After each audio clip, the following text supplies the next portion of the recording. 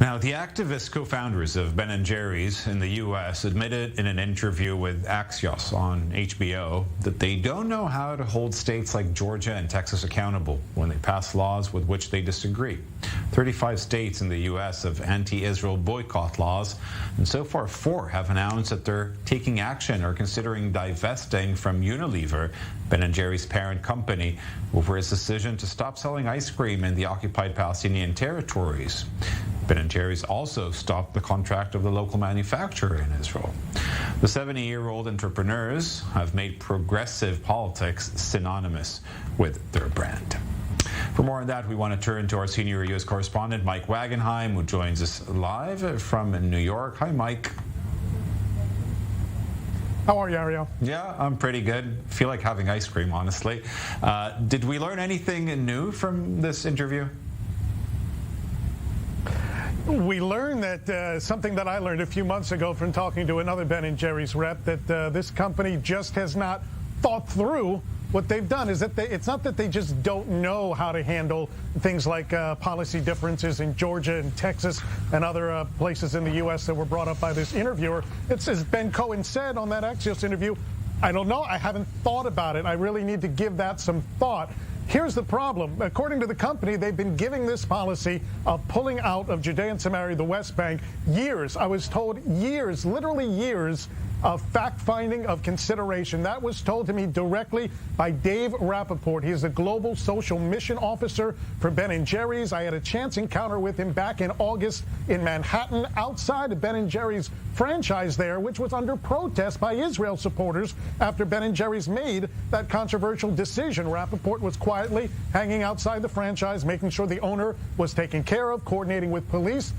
I spoke with him and asked him some of the same questions that were posed in this Axios interview yesterday. Well, why, when there are occupied, so-called occupied territories all around the world, why is this policy only focused on Israel and the Palestinian territories? Well, he paused a bit and said there are no other places where there are roads that are only accessible to one side and not the other. Well, that's not totally true, but okay. So I asked him, well, if you feel so strongly about it, why not just distribute your ice cream to the Palestinian areas and leave out the Jewish areas? He, like Ben Cohen last night, took a long, long time to think about it. Here's a portion of that interview with Dave Rappaport. Could you not deliver to Palestinians in their own particular locations, in their own areas that they control?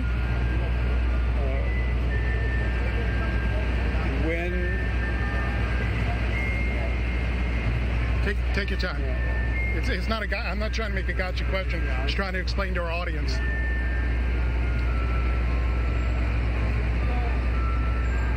The issue is that the human rights situation in the West Bank and East Jerusalem means that doing business there for us is really complicit in an injustice that's not consistent with our values, and so we had to make a decision that we would end sales there as long as that continues. Ariel, Jerry Greenberg in that interview last night made the same point at the very, very end. He said, well, it's really about, this is a case of Israel operating illegally under international law. Well, again, the problem with that, the United Kingdom was accused by the European Union of operating outside international law with its trade practices. Not exactly the same thing, but there's no consistency in the policy here from Ben & Jerry's, and apparently, even after years, they still need a lot of time to think about their answers when it comes to this particular controversial decision. Mike, and I understand there's another BDS-related case, this time in Arkansas, that's waiting to be ruled on, which could be a game changer as well. Yeah, this is a landmark case that we should hear about within a few weeks of ruling. It's Arkansas Times versus Mark Waldrop. The Arkansas Times, a newspaper, wanted to place advertising with the University of Arkansas system, but they couldn't do it because they refused to sign a pledge not to boycott Israel. Well, initially, the law, the anti-BDS law in Arkansas, was upheld by a lower court. An appeals court, a panel of judges on the appeals court, ruled against it, struck the law down. It was then appealed to the full 8th District Court of Appeals. That case has already been heard, and we are awaiting a final ruling. That should come by the end of the fall, which is really in the next few weeks or so. Mike Wagenheim in New York, thank you very much.